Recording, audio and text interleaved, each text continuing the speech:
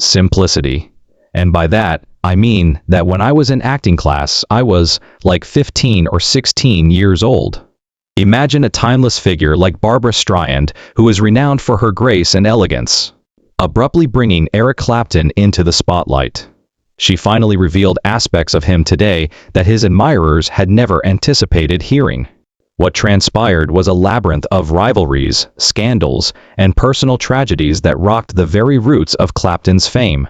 Not just a tale of one musician's mistakes.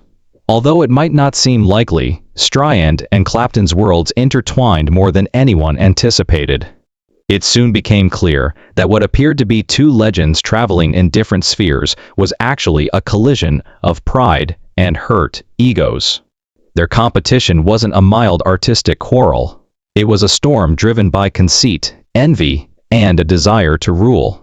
Streisand revealed how Clapton disparaged her impact with scathing comments, ruined partnerships with icy indifference, and had resentful views about musicians he secretly admired but was never willing to acknowledge. Ego, complicated romantic rivalries, hushed betrayals, and the toxic energy of common contacts in the entertainment industry were all at the core of this fight. Clapton wore the guitar hero's mask in public. He honed his fears into weapons behind closed doors. Streisand portrayed him as a restless, defensive person, an artist whose genius accompanied harshness, whose self-assurance belied bothersome frailty rather than as a calm genius at ease with his legacy. It was a sharp contrast. A man who could both create amazing music and destroy anyone who dared to challenge his status as a star. When Clapton's relationship with Harry Nilsson was exposed, it was the most startling discovery. Clapton became entangled with Nilsson, the untamed singer-songwriter whose turbulent lifestyle captivated many. At first glance, it appeared to be friendship between two well-known musicians who were becoming closer through late-night sessions and their mutual fame. But underneath it all was rivalry that was brewing like a secret fire.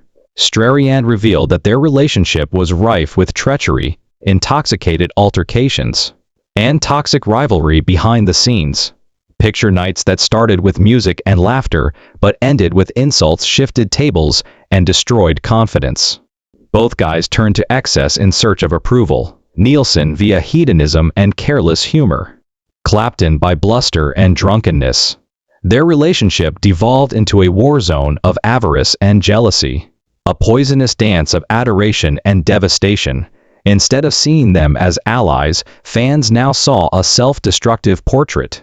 It was a sharp contrast. Together, the two men can create brilliant harmonies, but they are more frequently caught in turmoil, one dragging the other farther into the darkness from which they were unable to emerge. Clapton always seemed to be at the center of the complex webs of love that exist in the music world, having to say, "All right, I want lights on the water if we shoot today and it's gray out. The sun should be shining for me." He developed an obsession with George Harrison's luminous muse, Pattie Boyd, which led to one of the most notorious love triangles in music history. Harrison, a Beatle whose serene spirituality enthralled millions, stood on one side. Clapton, on the other hand, was restless, flaming, and driven by desire. Instead of happiness, the chase resulted in resentment, divorces, and ceaseless conjecture. But this was just the start. Boyd was not the end of Clapton's romantic relationships. They proliferated, causing mayhem among their friends and coworkers. Their flimsy relationships with singers, affairs with models, and wild evenings of seduction damaged relationships with other musicians and left wounds on lovers. He portrayed the desperate poet at one point, putting all of his heart into his songs. Careless with the hearts entrusted to his grasp, he turned into the destroyer the next day. These passions are portrayed harshly by Streisand's admissions. They displayed a guy capable of both terrible treachery and legendary devotion. In equal measure, a romantic idol and a heartbreaker. His reputation was determined by this difference. An artist who was loved for his heartwarming love songs, but secretly worried about causing chaos as a result of his passions. Beyond romantic relationships, Clapton was in a never-ending battle with other musicians, and the stage frequently served as his battleground. He had a tense relationship with his fellow band members of Cream, whose dramatic split was a tempest of distrust and jealousy that permeated every practice and show. He was accused of arrogance by Ginger Baker and Jack Bruce. Simmering with pride, Clapton saw them more as rivals vying for dominance than as allies. Once praised for their virtuosity, their concerts turned into antagonistic battles of ego and noise. Tensions with other icons later developed.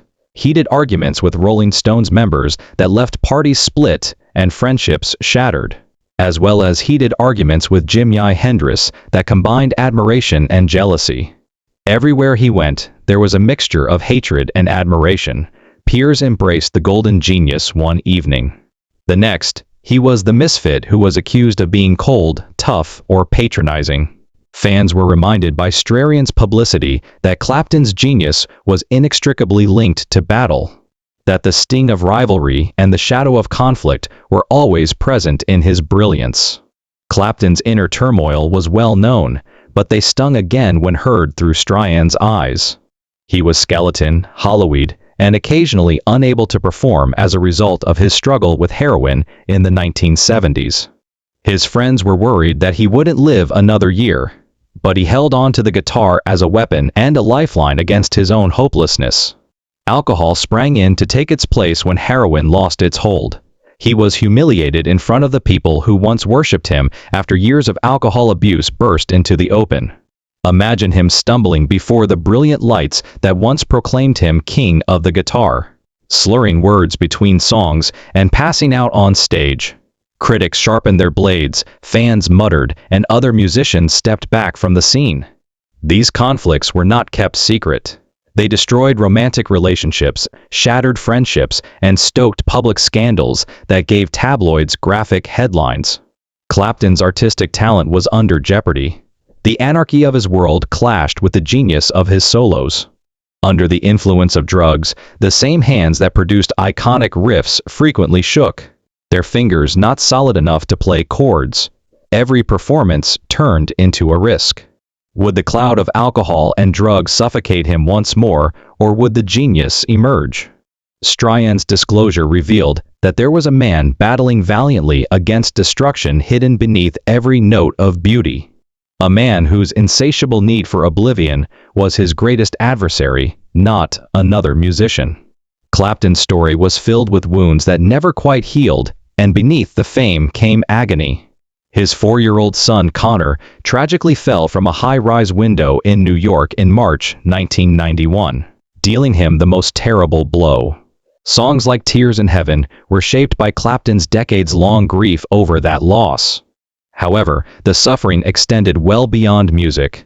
No accolade or acclaim could erase the wounds it left on him. However, there were other rifts in Connor's family life than his death. Clapton had been estranged from the children he fathered throughout his turbulent years of addiction due to his erratic relationships with women. He found it difficult to strike a balance between popularity and responsibilities, frequently turning to substance addiction and touring schedules rather than establishing stability. He was accused of negligence by lovers. Additionally, Aldrin grew up far away from him both geographically and emotionally. Fans were compelled to examine these unspoken realities after Streisand's publicity. The rock star who captivated audiences with his guitar was frequently unable to provide for those closest to him. Infidelity and pride caused his relationships with artists and models to fall apart. His marriage to Pattie Boyd ended in resentment and cruelty claims because of his passion and her past with George Harrison.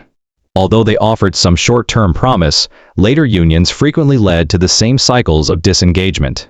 When they did occur, family get-togethers were tense. Clapton was cut off from people who most desired his presence because of his unrelenting quest for escape via music, women, or alcohol. He was known for being aloof and challenging, even during times of reconciliation.